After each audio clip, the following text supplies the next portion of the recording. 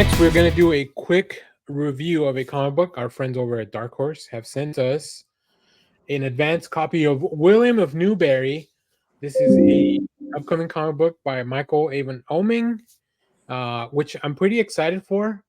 I don't really have a synopsis other than we follow William of Newberry and his various adventures, fighting demons and navigating his way through this kind of like medieval times kind of like setting, where everybody is an anthropomorphized animal, which is like marks a big checkbox for me. Yeah, same. I'm gonna start with Josh. I'm pretty excited about this one. Josh, what did you think of William of Newberry? Oh, I liked it. It was a lot of fun. Again, it's like somebody made a comic specifically for me. And I was also thinking, and why am I blanking on this? What's the oh my god, the Japanese rabbit in Usagi Yojimbo. Yes. So do you like Usagi Yojimbo, but you wish it was set in medieval Europe? Then you'll like this book. I mean, it's basically that, right? Yeah. Yeah.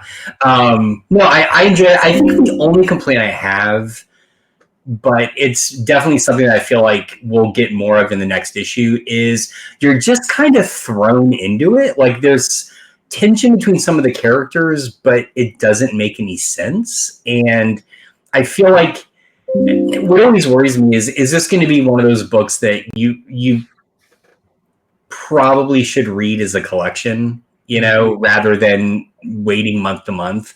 I don't know, but it's still, the art is wonderful. The story was fun. I liked it. It was good. And it's actually funnier than I thought. Like I really thought it was going to be a little darker, just the way it's sort of set up, but it's not. It's very lighthearted. So yeah, I agree. Jeff, we'll go to you next. What did you think of William of Newberry? My one-liner pitch, it's Calico Critters meets The Exorcist. I like it. Oh, shit. Yeah, so it's all these cute little animals, and the main raccoon animal here is a monk who is exorcising cute little animal demons, I guess. I enjoyed it. He's definitely Michael Avon Oeming is definitely, what did I say? He's channeling his inner. Who did I say earlier? Mignola. Yeah, Mike Mignola. Yeah. I like Josh. The way the story kind of jumps in media res, like. Yeah, you kind of have to, I guess, catch up a little bit with the characters a little bit. What do you mean? We got these two. We got a whole 2 panels telling us where we were and what we were doing. Everybody's relationship with one another. There's some stuff as to whether the church is corrupt. There's some definite like corrupt. Real. Yeah. There's some definite like themes, some adulty themes with these cute little animals happening. But I have like the only thing at the very end, you kind of feel like there's a bigger story at play. Oh yeah. But up until you get to that point, you're just kind of following these characters along, and you're like, okay, it's cute. There's nothing that really super hooked me until the very, very end, where I was like, now I'm kind of interested in to see where it's going to go from here. Yeah. But it's very enjoyable. The artwork is great. I enjoyed it. Nice. Now, Clay, you are known for being a fan of anthropomorphized raccoons. What did you think of this book?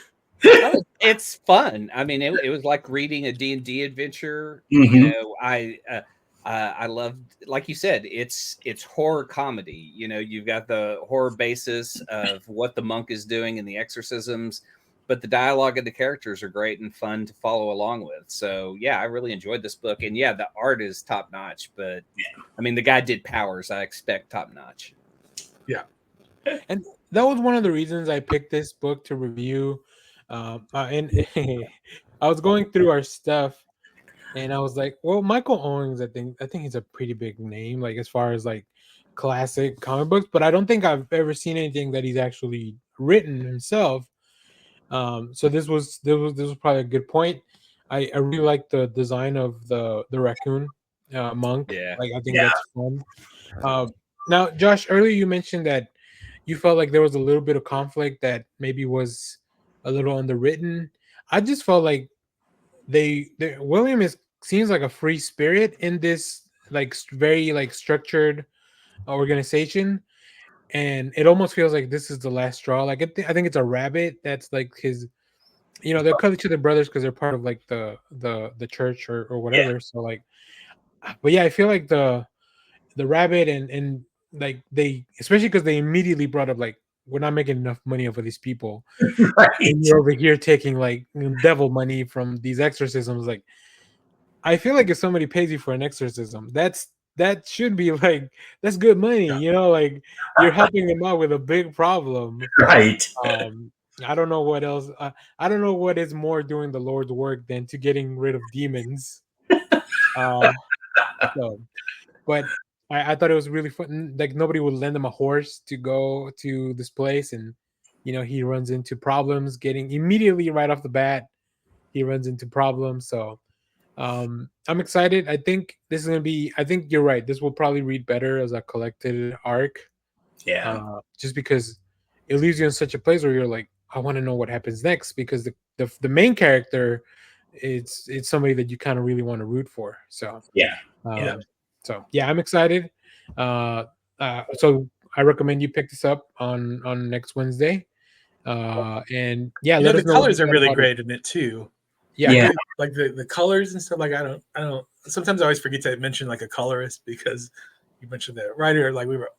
Luckily, this one it's all the same person, so we Is got. it on the Did app? he do the colors on it? I think so. Yeah, I'm pretty sure. I was trying to check. Hang on. I think the reason I didn't put a credits page was because it was just all Michael. I think maybe the letters are by somebody else, but I think pretty much everything else is Michael Owen. So, Oh, okay. Well, good for him. if not, we'll put the full credits in the description of the video when we break it off for an individual review. But cool. Well, that was fun. Thank you to Dark Horse for letting us check this out in advance. And we'll keep reading some more books. I'm sure there's a lot of fun. Dark Horse is kind of shuffled up. They recently had, and maybe Josh, I don't want to step on your toes if this is your recommendation, but they recently put out a Hellboy Humble Bundle that has a lot. Oh, so it's the Dynamite Humble Bundle that there's a lot of Right. a Yeah. lot of humble bundles this week. So all right, well that's William Newberry. So yeah, make sure to go check it out.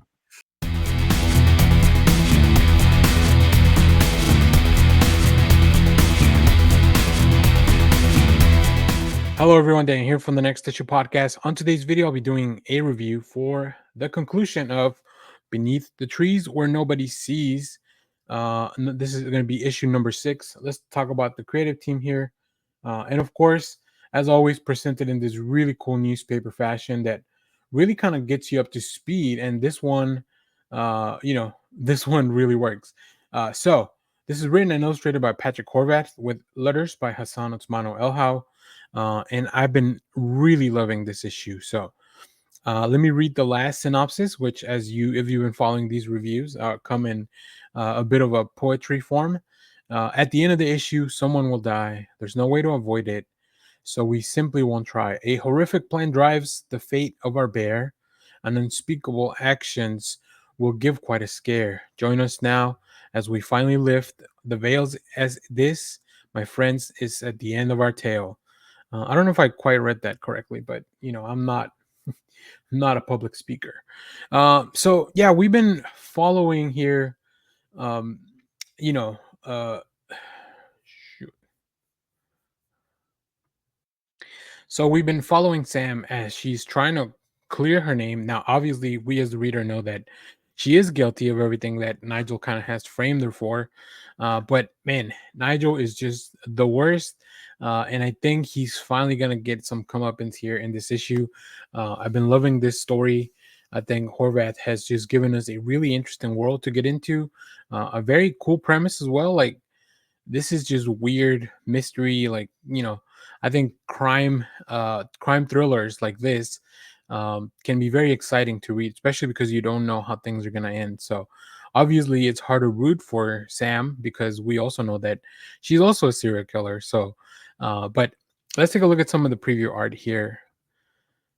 Here we catch up with Nigel destroying some of the evidence, and I love and hate the fact that he kind of got away with all this stuff for so long, but here we see him covering up his crimes, how things have been planned. We see the individuals that he's taken out throughout this run, and then of course him getting rid of all the evidence.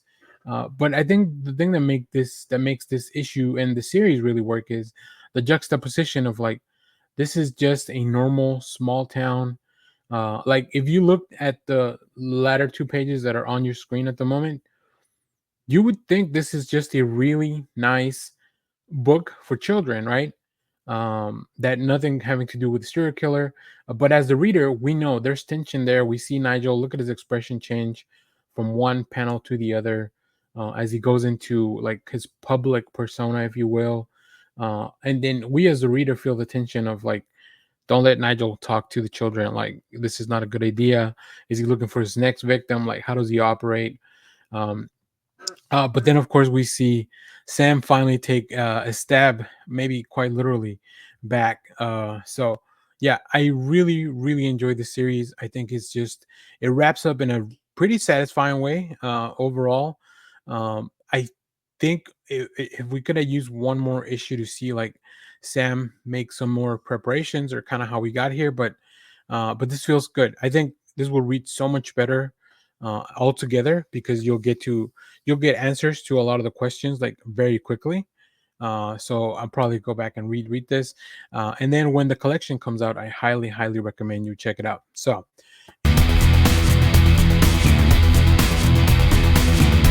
Hello everyone, Danny here from the Next Issue Podcast. On today's video, we'll be doing a review for Grimm number 17.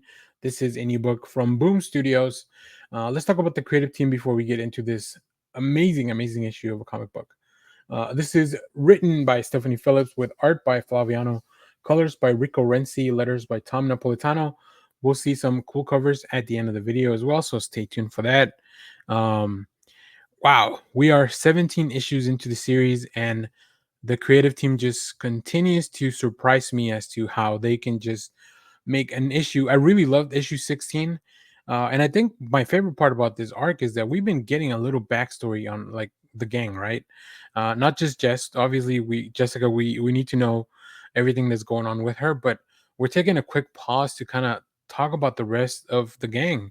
There's a big crew of the Reapers here, and in this one, we're gonna dive right into Eddie, who is he's got a cool guitar, so like obviously already points up for that. So in this issue, as the new story arc continues to shake up the afterlife, Jess and her crew of Reapers fight an all-out war against Annabelle, who cannot be allowed to be causing this much chaos. Jessica has no other options but to raise an army, but as it may be too late to as Annabelle's powers grow stronger. The end could decide to make an appearance at any time. Now, the end is an actual entity. That's why it sounds kind of a weird sentence. Now, I will say, yes, that's exactly what's happening in the overall arc. This issue really kind of zooms in on this character of Eddie. So we get to see him experience some tribulations growing up, not being accepted. His father not understanding who he is an individual, and what that makes him do as an adult, and then now as the Reaper that we know. So yeah, it's very, very interesting, very emotional. But I think the team tackles this ideally, just in a really, really cool fashion where you get to feel for the character, you get to understand where Eddie's coming from. And yeah, and then there's also some really cool stuff that's done with the art. So let me show you some of the art preview pages that I pulled. So we here see back in 1975, adolescent Eddie living with his parents. Like I said, they don't understand them. His father ostracized him for just wearing eyeliner and all that stuff. And keep an eye on this first panel where he's applying the eyeliner. Uh, and then yeah, like I said, not the happiest, not the best of situations, right? And then we move forward 10 years, opening up with a very similar panel of Eddie applying makeup. Like if you look at the pages, they're kind of like a little bit of a mirror to what was going on. Like the layouts are very similar. Now I skipped the page here because I wanted to show Flaviano also setting up, like as Eddie's band sets up the instruments. We get to meet Saul, who is a member of the band that um, there's definitely, like I said, more emotional stuff happening. So yeah, I Eddie's one of my favorites from the gang. So I'm really glad to see how we got here and how we're gonna move forward with him. We get to learn a little bit about his motivations, about who he is before he was a Reaper, and I think that really helps round out the characters, round out the crew, and then of course we want to eventually get back to Jessica and everything that's going on against Annabelle. But overall, this really works for me just as a standalone story in this crazy, crazy world that Grimm has set up. So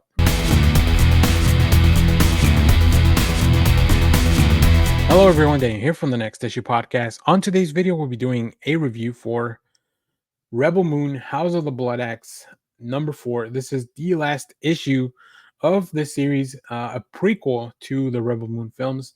Let's talk about the creative team here. So, of course, the main story is by Zack Snyder, written by Magdalene Visaggio, art by Clark Bint, colors by Francesco Segala. We have flats by Serena Del Grosso and letters by and World Designs James. What an interesting name for a creative.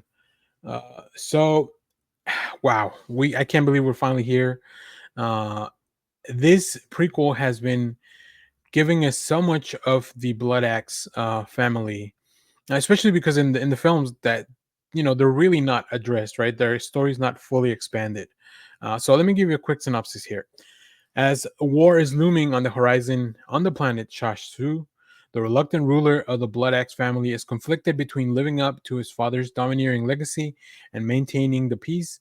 It is up to him to settle the conflicts within himself and his family before the entire planet erupts into war. So yeah, this is, I think the story has been slowly building. Why to justify enough backstory to justify the actions of the Blood Axe siblings as we know them in the film, right?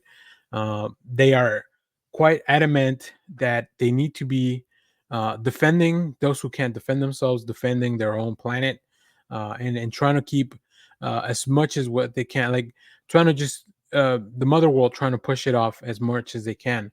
And we see where that domineering spirit comes from, because of all the hardships that they've had to endure.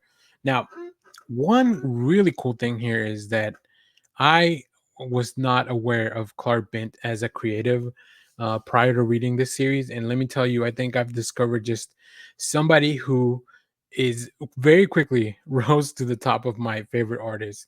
The way that the pages are laid out, the designs of the character. And now, of course, a lot of that already kind of came from the movie, but there's a lot of new character designs that I would love to see if how much Bent had to do with that, what kind of the process was behind that.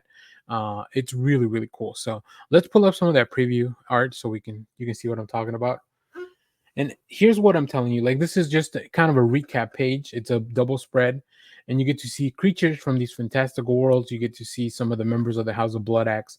You get to see even the conflict within the ruler, and of course the ever looming threat of the Mother World. Right. So just everything very very well done. I like that every little part of this. It's sectioned off by the coloring as opposed to by lines and panels, right? I think that's really fun. And then I picked these 3 pages just because they show so much. There's so much, like it's almost as if we're getting a bit of a recap of the motivations behind everything that's been going on in these quite a few pages, and then everything leading up to the siblings deciding to attack and leading into war, right?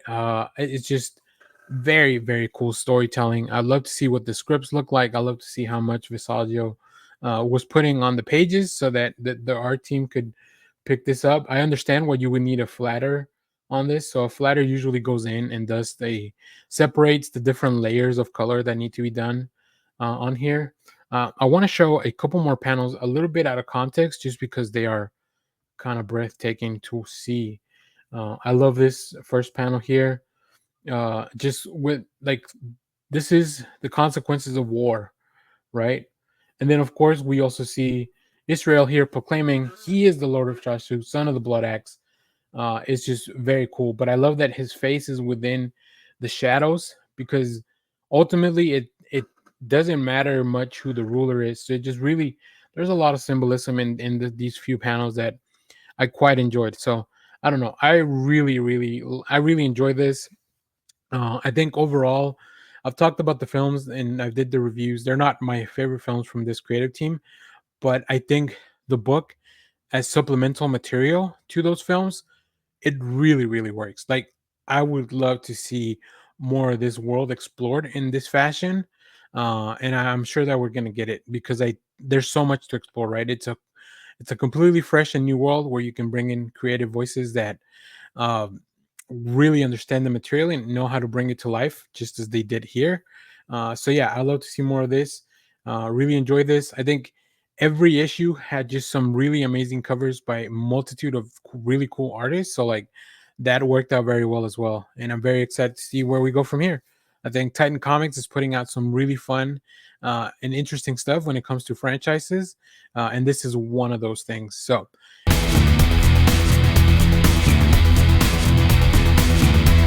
hello everyone, Daniel here from the Next Issue Podcast. On today's video, I'm gonna have it's kind of a review, but it's really a large discussion of Godzilla 70th anniversary #1. We're gonna talk about all the stories that we see here, each and every one of them. So let me give you a quick synopsis of what this book is. This is a 96-page giant anniversary issue for Godzilla from IDW. So celebrating 70 years of Godzilla. Since 1954, Godzilla has been the king of monsters. And what better way to celebrate the than with a gigantic anthology of tales that get to the heart of Godzilla's lasting popularity? From the American Old West to modern Tokyo and beyond, this collection features stories of the King of Monsters fighting with his allies like Mothra against old enemies like the terrible Mechagodzilla and reshaping the lives of all who fall into its path. We have 9 Titanic stories by first time and beloved creators. We'll talk about all the creators in a minute. So let's go on to the creative stories here, and then we'll actually dive into each one of them. So we have the Half Century Boar, written and drawn and lettered by James Stocco. Now James Stocco, very returning to Godzilla from his Half Century War story. We also have Contagion, written by Dan DiDio, former head over at DC, and then drawn by Joel Jones, color by Marco Lesko. Joel Jones, of course, another very well-known DC artist, especially for writing and drawing Catwoman. We have Of Gods and Con Artists, written by Danny Lohr, with art by Sebastian Perez. In the Shadow of a God, written and drawn by Matt Frank. We have poetry by Donnie Winter and Japanese calligraphy by Maki Takarada. In the Darkness, written by and drawn by A.J. Sue. We have The Big One, written and drawn by Adam Gorham, colors by Adam Gusowski. We also have Ain't No Place for an Angel, written by Casey Gilly, drawn by Leona Kangas, colors by Brittany Peer. In Summation, written by Michael Conrad and art by Gigi Shaw. And then we have the last story, written and drawn by Natasha Alterisi. This is the Aftermath story. We have letters by Rose Wooten on all these stories, unless noted otherwise, and a book design by Nathan Wittick. Think about just how many people, first of all, IDW had to get together to do something like this. It is really a triumph, and one of the reasons that I love the comic book medium, it is because it's such a collaborative platform, right? So let's take a look at some of these stories here. All right, let's talk about these stories. So this is the Half Century Boar. We can see here James Stocco did another story about Godzilla called the Half Century War, where we follow Godzilla over 50 years. And I just love Stocco's like very detailed art. I love his character designs, but also his very expressive faces, right? You can see from just these 2 preview pages. Very, very cool stuff. Let's move on to the next story here. We have Contagion. This is a story about disease and a virus being developed from some of these titans that Godzilla has to fight, where of course things get very quickly out of hand. I've never really thought about a plague type of story with Godzilla, so it's an interesting approach. It was quite enjoyable, and of course, Joel Jones's art is just beautiful here. So yeah, I love to see that. Love the fights, love the designs. Next, we have Of Gods and Con Artist. So, what are the people doing while Godzilla is on an attack or while Godzilla is fighting? There are people that take advantage of this, right? And this is what Danny Laurie and Sebastian Perez are getting to the heart of. I love seeing all the action from the characters we're following in the forefront, while in the background in some of these other panels, we still see things happening in the background. I love how the fight mirrors the kaiju clash that's going on, and then here we see our protagonists as they leave. Some things just they remain small compared to everything that's going on in the fights with these kaiju. Now, in the in the shadow of a god, probably one of my favorite arts. I was really, I'm glad that I pulled out this page, but this story is, of course, this is the one that has poetry in it. It has calligraphy in it. So like, they really went all out to tell just such a beautiful story of destruction, which sounds like a very, a very interesting oxymoron of like, how can destruction be beautiful? But the team really managed to get there. Next, we have In the Darkness by AJ Zhu. Uh, I really wanted to pull these panels of like this kid being chased by Godzilla. Now, there's a little bit of a twist, but I love the almost watercolor type of features. I don't know exactly if that's what the medium that they're using is, but I love the approach to this. And there's a very cute resolution, I think, to this comic book. So, or to this story. I also really love the lettering here along the edges and the design of Godzilla. I really like when Godzilla is a little bit chunkier. So that's really cool as well. We have the big one. This is the one that really deals with the consequences and people that suffer because of the kaiju attacks. Now, obviously, this is can be a parallel to people suffering the consequences of the conflict of war or natural disasters and stuff like that. So, definitely a very emotional story. But you still get a lot of really cool kaiju fights here, as you can see in the background, right? I'm not familiar with all the monsters, or all the kaiju. So like you guys can let me know who this slug type creature is. But boy oh boy, I would hate to get that big suction cup right up to the neck. Now it's probably no surprise that I love a story by Leon Kangas, one of my preferred artists on comics, and it's really cool to see them here with Casey Gilly, telling a story about the old west with Mothra in it. We do get a little bit of Godzilla action, but overall this story just really focuses a lot on the people, which is very very cool. Yeah, I really love this story as well. Next we have a story against Mecha Godzilla. This is the Michael Conrad story. uh I don't know what else to tell you. Like, if you don't want to see a big battle with Mega Godzilla, I don't know, like maybe you picked up the wrong book. This was really fun. I love the design as well here, very reminiscent of like the old Toho movies, which I like those callbacks as well. And then of course all the lettering here just really telling you how loud this situation is for everyone involved. And then last but definitely not least, Aftermath, which probably my favorite story in the anthology. It's really hard to put all these in order because they are so different and they are all about this thematically. They're so they all have the Godzilla at the core, but they take a very different approach in all these. So really, really enjoy this book though. This is a $10 book, so obviously it's this might be one of the things that don't make it to the top of your list immediately. But if you're a Godzilla fan, you're really gonna enjoy this. So yeah, very excited to see what people say about this. So if you have read this, let me know what you thought about it down in the comments. As always, thank you for watching, everyone. Remember to share, like, subscribe, hit the bell so you know when we go live. That is most Saturdays, 10 a.m. Central Standard Time. Stay tuned. We have more comic reviews, trailer reactions, TV recaps, all that fun stuff here in the channel. Thanks for watching, everyone. Bye bye.